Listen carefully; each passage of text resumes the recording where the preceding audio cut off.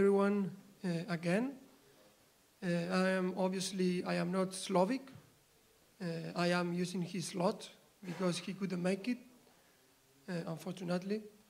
The reason I am here is because on Friday I gave a talk about asynchronous programming, and we got a lot of questions. So thank you for the engagement. That was really nice to receive those questions. And unfortunately, there was a part where I didn't have the time to show. So a few people approached me if I could show that last part. So here I am. I will show these last demos. So if you remember, we saw a few examples of futures, which I think it was at the beginning the most complicated concept to understand. And I think then after things become clearer. Then we saw a few examples with promises, which again in JavaScript, promises actually are futures, so it's a little bit confusing. Then we saw zones. We saw an example of zone, and now it was the time for streams. Something I forgot to say during my initial presentation on Friday is that we basically port all of these frameworks from Dart programming language. So that's where we got inspired, and maybe even, I would say, we ported from Dart. So that means that if you go to the Dart documentation, you will see practically the same API, the same documentation, the same concept. There are some differences. For example, Dart do not call it promise, because since they transpile to JavaScript, they don't want to have conflict. So for example, the promise, they call it completer. But in any case, it's mostly a port from Dart. Okay, now let's get started with the streams. And I will start with the most basic example. And if things are not clear, I will show the second example. I think that with both, it will be clear. So, as I said in the slides, an async stream is a stream of asynchronous events that can also be treated like asynchronous collections. Okay? So, with that in mind, let's see the most basic example. We have the class eStream, and we could create a stream in the most simple example. We can create a stream from a collection, okay? And then, so I get the stream from a collection with a simple 1 to 5 collection. Then we print, okay, stream starting, and then here the key point is I am saying listen. And to the stream, I am saying I want to listen for that stream. And I can pass a block of code which receives the event as an argument. Okay?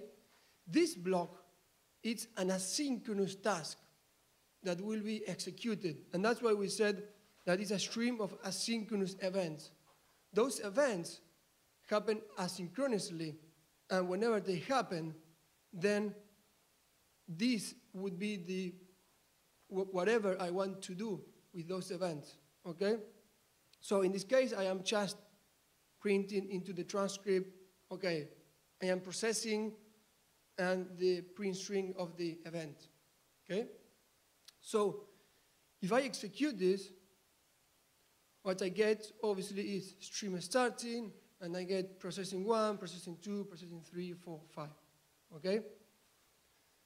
So maybe here is not yet clear where the asynchronous aspect is on here, because the stream is created from the beginning with a collection.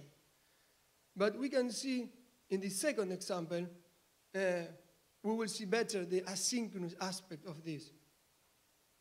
Are they guaranteed to be in sequence? Sorry? Are they guaranteed to be in sequence, those asynchronous events? Yes. 1 before 2 before 3. Okay. Yes, and we will see what I cannot guarantee is like there will be a process in sequence, but then what you do with the events depend on the block of what you are doing. So, for example, there may be events that take less time than others to execute. They'll start the sequence. Exactly. Okay? Now, again, this stream from collection is not probably the most used API. Most of the times, things get interesting where we start using what's called a stream controller. Okay? If you remember, do you remember that the promise allow you to create a future from scratch, and then later you could complete that associated future of the promise? Well, we have a similar concept for streams, which is called the controller. The controllers allows sending data, error, or the done event. The done event is a very particular event that tells the stream that it has reached the end. It's a very specific type of event. But 99% of the cases, the event type will be just data, a data event. Could be also an error event or that very special done event. So what the controllers allows you is to sending data event to its underlying stream, okay? And then someone would be listening on that stream. So let's see this example. I create a stream controller. I ask the stream, just like to a promise, I could ask for the future, okay? It's very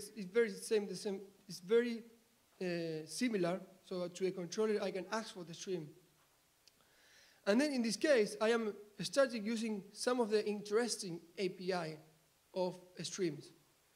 I can do a do, for example, instead of a listen. So let's see what this does. So let's execute this. Sorry, I forgot. And the block is the same. We just do processing events and we print the string. Here is where your domain logic would be, right? This is the whatever you want to do with the event. So we can execute this. And so far, notice that nothing was printed yet because the stream does not have yet any element, okay? But later in an asynchronous way, I can say, okay, now I want to add an element to the stream. So I say controller add one. And when I do that, then I get the processing event. Okay? And if I do add 5, then now I get processing event 5.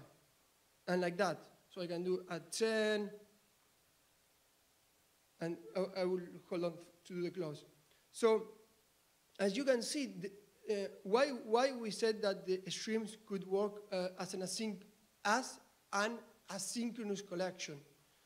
And the reason is because, for example, I can do a do, but the do is not synchronous. It's asynchronous whenever the stream receives an event. Okay? And then I have my asynchronous task that will be executed for that particular event that arrived to the stream. And finally, I could say close, which that would, in this case, it won't change that much, but it will basically send the done event to the stream, which basically means that the do can actually finish. But we will see a more advanced example of that. Something I wanted to show you is that in the same way we have do in the stream, we have, as you can expect, all satisfy, any satisfy, we have collect, detect if none, do, first, include, inject into, is empty. So most of the API of collection is also available on streams. So that's why we said that streams is a way to kind of doing asynchronous collections. Okay? Now, They have multiple streams, and so how do I identify those? multiple streams or multiple listeners to the same stream? I guess that's the question. So, like, for example, if I do and then I want to do something else to the stream, like, for example, you would like to do a stream do and then a stream, I don't know, detect or something like that. That's what you mean? Or you just mean you can create multiple streams. You just create as many controllers as you want, and you can. How do you identify when you're doing a controller add? You will need to have a separate controller for each stream.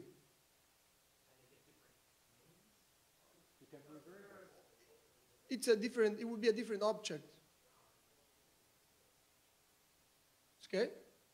But it's blocking until the string completes. The do, you mean? Yeah. And we will see later an example that I will explain that a little bit better. But yeah, that's an excellent question. When the do, what it does, what it responds, and when it finishes. So I will go that direction slightly later. Before you check it out, just one quick question. Yeah? So if that was a real stream and you were adding to the stream, then the 1, 5, and the 10 would be the contents of the stream. And so in this instance, where you've processed the 1, and then you've gone to the 5, is the 1 still part of the stream? Because it's kind of it's an asynchronous event you process. Mm-hmm. So does it really literally hang on to all that stuff? Really? No, in fact, we will see an example of what is called made with the broadcast example. They will see that. It doesn't grow. Yeah. Okay, so you could keep it as long. You could keep it there forever. Yeah, it's logically an iteration. Yeah. That's what. It's not a positional stream, I would imagine. Right. It's small. Yeah. Maybe once there is the example number 7 about broadcast. Maybe that clarifies also a little bit of your question. Okay. You will see maybe what I mean by that. Another question before I continue? Okay, good. As always, as I have shown in zones, in promises, the error handling, it's always something necessary, because otherwise it's a real pain. So something I wanted to show here is the same thing. We get a controller instance to which we ask for the stream, and then instead of just doing the basic listen, we also have a more complex API, which is listen, on error, on done, cancel on error. So cancel or error on error basically tells if there's an error whether the stream should continue or not. It's kind of a flag. And then you can define handles for on error, where you can, as always, you get an argument with the error and the stack trace. In this case, I am just printing into the transcript, okay, error event. And then on the undone, I am printing stream finish, okay? So let's execute this one, okay? So far, nothing printed. if I do now add 1, now I get processing event 1.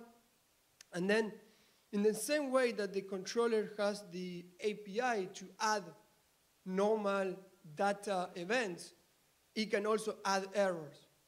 So in this case, I am adding, but the framework doesn't tell you what is an error. It could be an exception, it could be an object. From the framework point of view, an error, it's an object. It's up to you to define what it is. So the add error API receives anything. In this case, we are just passing a string.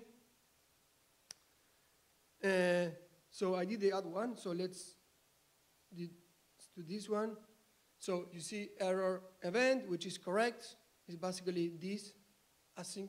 But something to remember here is that each of these blocks are happening asynchronously whenever we add to the stream, right? And then we can continue at 10.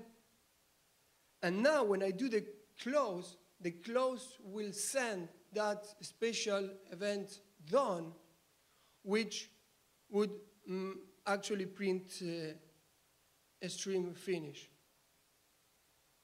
As you can see. Cancel on error set to true. Mm-hmm. When you hit an error, at that point, would it say stream finish? Exactly. If this would have been true, it would have closed the stream. It would have closed the stream when I did the add error, basically. Would the on done execute? That should be correct. We could. Good question. We could try it. So let's say we do.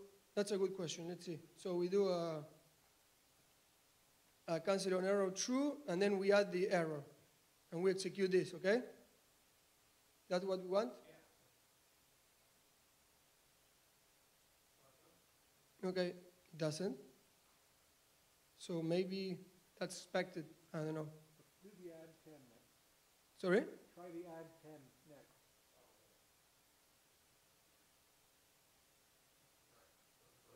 Ah. So we didn't get an error. It didn't do anything. It's maybe because it's already closed.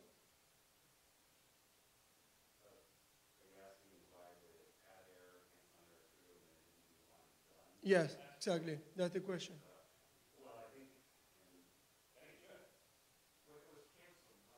Yeah, maybe it's because the semantic is that it's. Yeah. In Dart, probably it's the way it's in Dart. Yeah.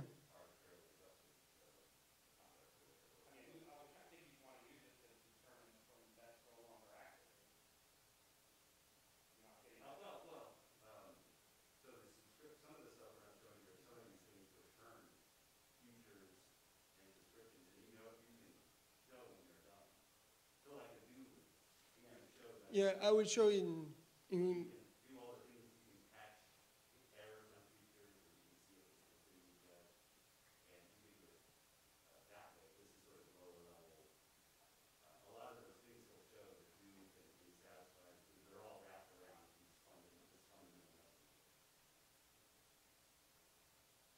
yeah.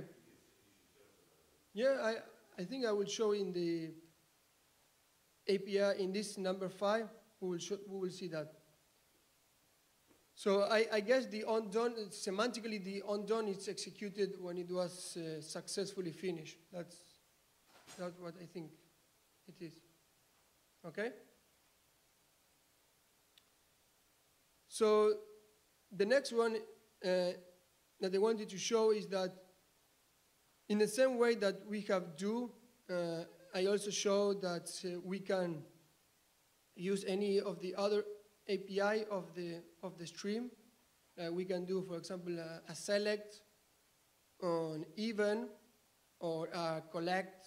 So, for example, here I am doing a select, and in the same way that in collection, select returns a collection, with streams, the select implementation of a stream returns a stream, okay?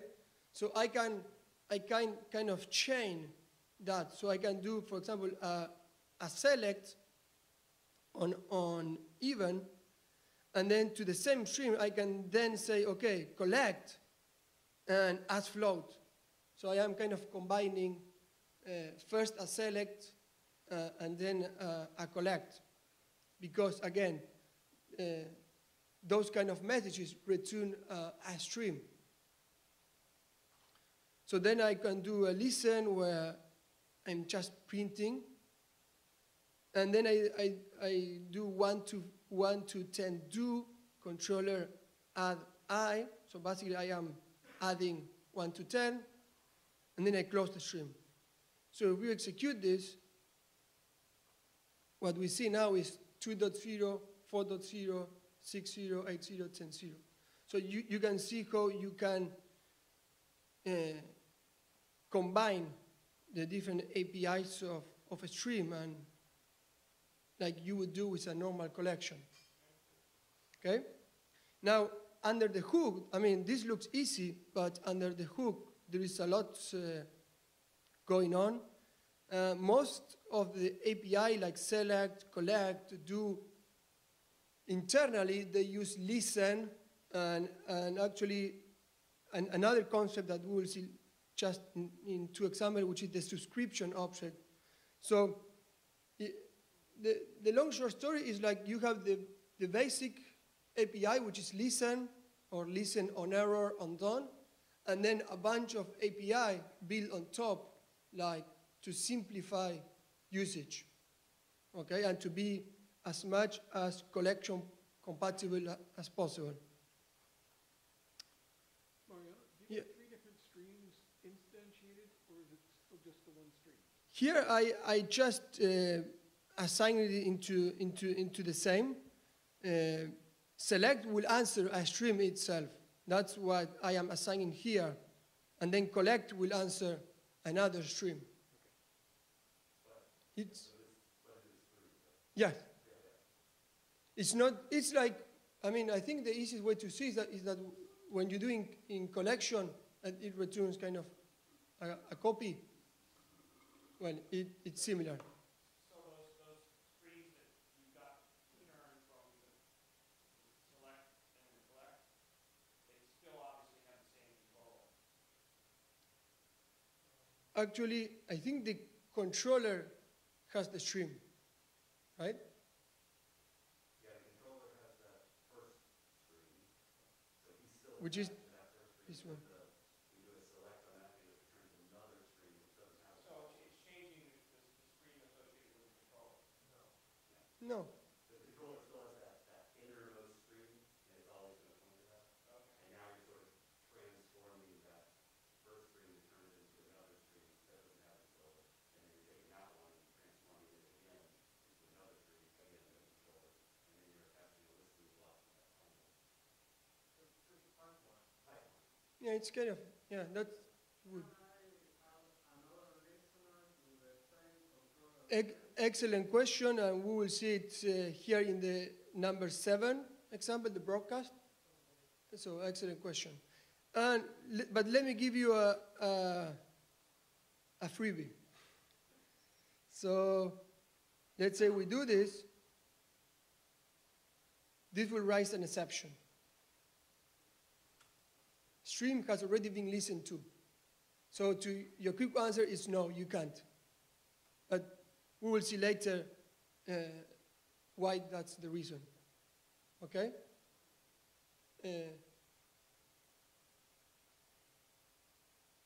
More questions? Okay. So now going back to your original question about when the do, what the do replies when it finishes. That's another good question. So in the same way that select, collect, etc. Answer another stream, there are some other API that answer a future. For example, includes. The includes, let's say you call includes here. It needs to return a future. because you don't know when the stream will be completed.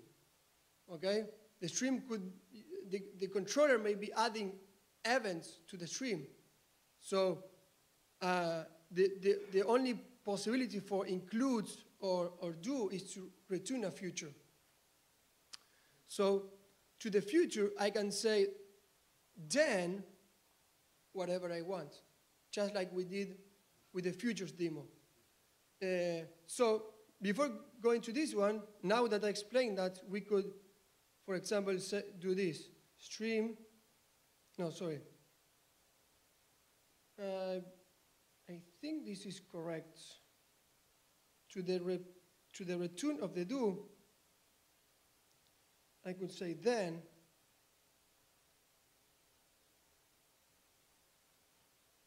let's say,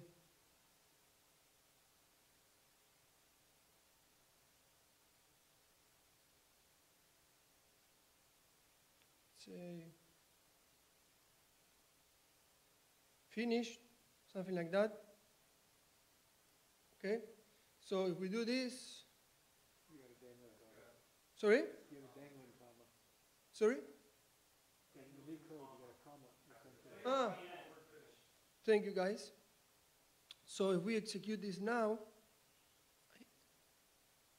we do add 1, okay, add 5, add 10, and now I do the close.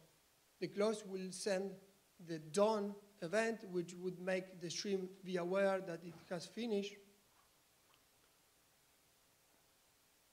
And therefore, since the stream finished, the future returned by do can now be completed.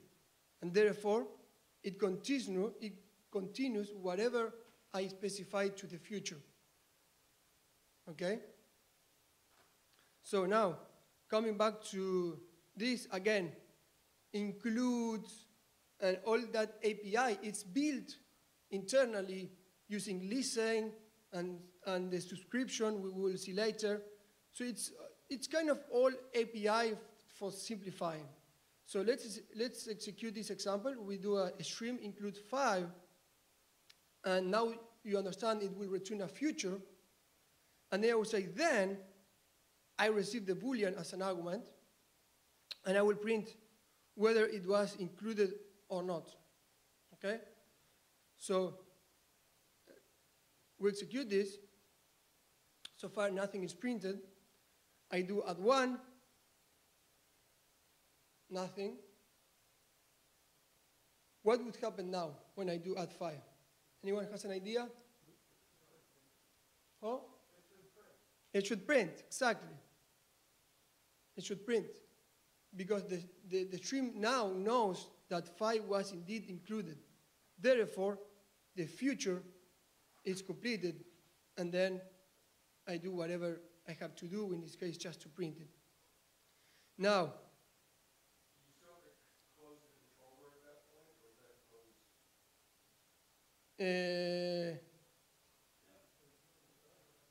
I don't know. No. So now what if we do 6, for example? Before you go on, if you'd done the 10, would you get 2 5? Sorry? If you added the 10, would you get 2 5? 5 to the 10. Sorry, I don't understand. Okay. Sorry. But, Mariano, if you add the 10, and then you add another 5, are you going to be told the 5 is included again, or is it done? Let's try. What do you want me to do? Is to do add 5? Yeah.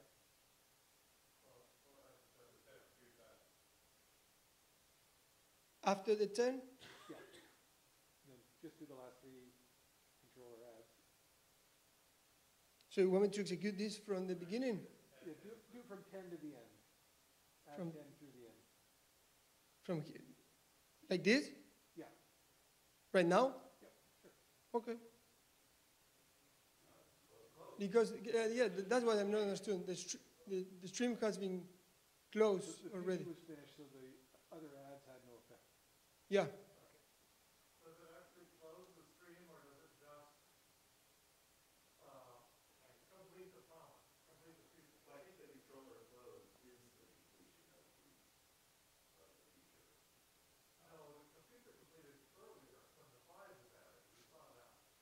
the then is when the future is completed, right? If you look, okay, look this up. Why don't you open the include ES3? Yeah, it's slightly complicated, but we can look. It looks like the do was waiting for a done, but the future had no dependency on a done. As soon as it found it. Well, Mariano, you said the then is sent when the future is satisfied, right? When the future is completed, yes. Yeah, so the future is not going to do anything anymore because it's got nothing to do. Yeah, yes. So this is what I said that includes the rest of the API internally, uses listen. In this case, it's not using, it uses the subscription object we're going to see in the next example. But here we're getting a little bit into the internal implementation, which won't be easy to explain in a few minutes.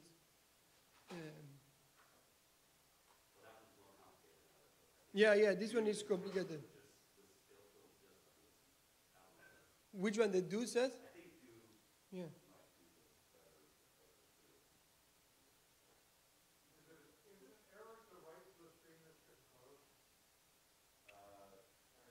I think there's no error.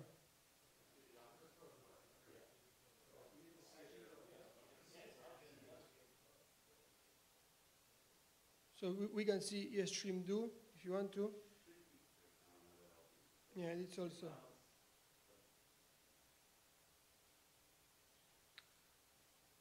So someone asked, I think it would just, if you do this after the stream has been closed. Someone asked that, right?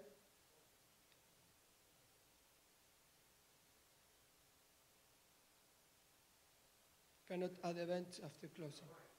So the stream does not close when the future completes. When did that happen? That's right. The future completes when you add 5, and then we were able to add. In the case of the include, yes. In this case.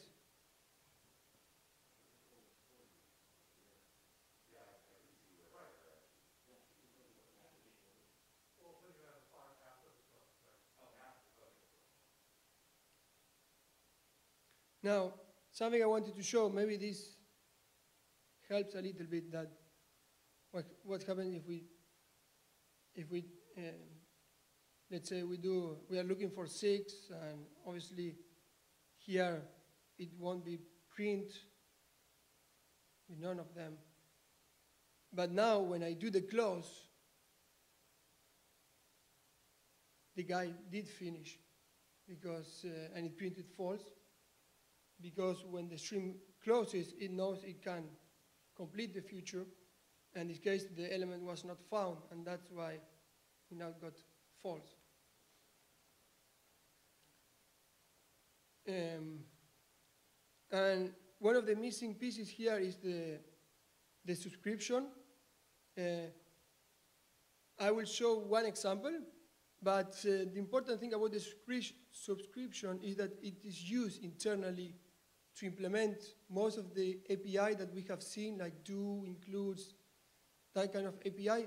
Internally, they use this subscription object. However, you can still may want to use the subscription by yourself. Here I have an example where I get the controller. To the controller, I ask for the stream. We do the typical listen, but something I didn't explain until now is that listen actually returns something, which is a subscription object, okay? The subscription is the active object provided in the events, and which can be used to stop listening again or temporarily pause events from the subscription. So that's exactly what I wanted to show in this example. We can execute that, we get the subscription object. So, for example, we can do add one, and then I can pause the subscription. Okay, I pause my subscription to the stream. So if I do add 5, nothing happens. If I do add 10, nothing happens. When I resume, then I get those events that were happening while I pause my subscription. There is also some more API on the subscription if you want to see. There is kind of on error, undone, cancel, resume, pause. So there's some kind of API. Again, you can see, as I said, on Friday, it's really well documented. And something I did not mention is that when we port this from Dart, we also port the whole S-Unit test suite that is with the project. It's a huge amount of tests, and of course they are all passing. So to our knowledge, we don't have any known issue with the frameworks. Most of the time it's because it is like this, or expected, at least in the Dart port. So I wanted to mention that because it's a really large S-Unit test suite that it's all passing. Okay, and the last example, and this was one of the questions, is, as I said before, if you try to add a second listener to the stream, it will complain. That's because all of the examples we have seen so far are what they are called single stream, or single stream, I think. Single subscription stream or something like that. But we could also have what is called a broadcast stream. The broadcast stream allows you to actually register multiple listeners to that stream. So what I will do here is, again, I get a controller, I ask the stream, but here I am saying as broadcast stream, okay? So that means that I can register first one listener, which in this case it would do a simple listener 1 and print processing event, okay? So let's do that. Okay, so now if I do add 1, I get listener 1, processing 1, okay? But now I can actually register a second listener, or as many listeners as I want to. So here it would just print listener 2, processing event. So I would register this second listener. And notice that now you did not see here listener 2, processing event 1, because in the broadcast stream, the new listeners do not have the ability to see the events that already happened. So it will see the events that will happen after. What happens if you do a pause and resume? Here I can't, because the do will answer a future. It will not answer the subscription. So I will need to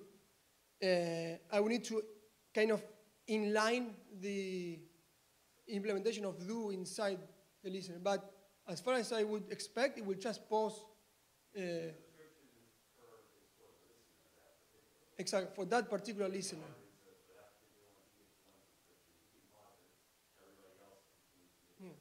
what I would expect. Yeah. But then I think when he resumes, he doesn't get the buffer. That's what I would ask. Yeah.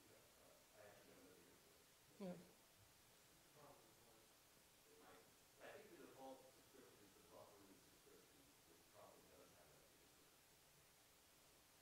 So there's a buffering and non-buffering? Yeah, there's some. Okay, yeah, and that would be the. So from the user point of view, when in the broadcast stream, the new listener do not see the events that already happened, but the events after. So in this case, if now I do add 5, then we will see that both listeners are processing the events as you would expect. And both will be closed here and so on. So that was it. I know. It's lots of, yeah, I normally using this from the user point of view, so that's why I don't know all of the implementation details. But it's really cool. We have a lot of upcoming frameworks that we plan to use streams, for example. Yes, I have one slide that this one, for example, one place where we would be potentially using streams is HTTP2. That's a classical example. For MQTT, WebSockets, gRPC, not necessarily streams, but at least the different pieces of the asynchronous framework that we have been showing.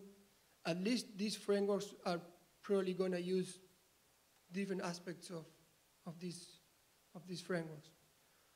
Yeah, it wasn't actually in the core source, but we also supported a stream channel using this, which gives you sort of, and that's why you see those frameworks, because now the power of streams, sort of channels that are fully indexed. You can do really easily use The WebSockets, right? communication channels and all that stuff. Yeah. Since this was reported from Dart, Mm-hmm.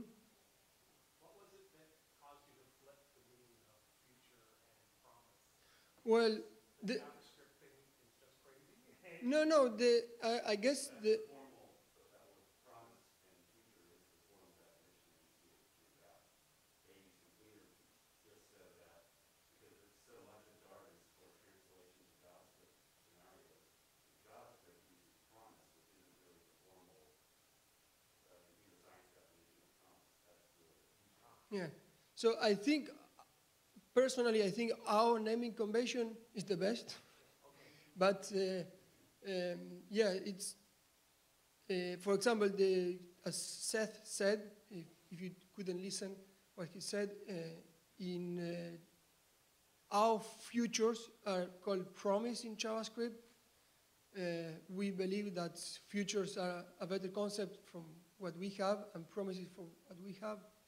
And that does not call it promises because they compile to JavaScript. So there will be a collision. So that in that is called completer, and we call it promise. But then zones and streams, for example, they have even the same name, asynchronous streams and asynchronous zones. We worked in the Dart course, there's two aspects. One was The scheduling, yes. the scheduler in ours works nothing like the scheduler in Dart. It's a totally different scheduler. So that's why according to the test you were talking about, it's so important because they have a ton of tests that sort of guarantee this event even happen in a very specific order. If that breaks, nothing works. Future promises, streams, none of it. Yeah. That has to work. And then beyond that is really the API that you were showing, do any satisfy, all satisfy. We obviously changed that for Smalltalk, because that's not what they're called in Dart. Well, we want to use for Dart, using the names that we expect to see in the production. Yeah, exactly. Yeah, I think the most complicated aspect from what we understand is it was the scheduling, which was discussed a lot on Friday, where you ask, okay, when is the future actually fire? And we discussed all that. I think that was the most challenging part. So that's it.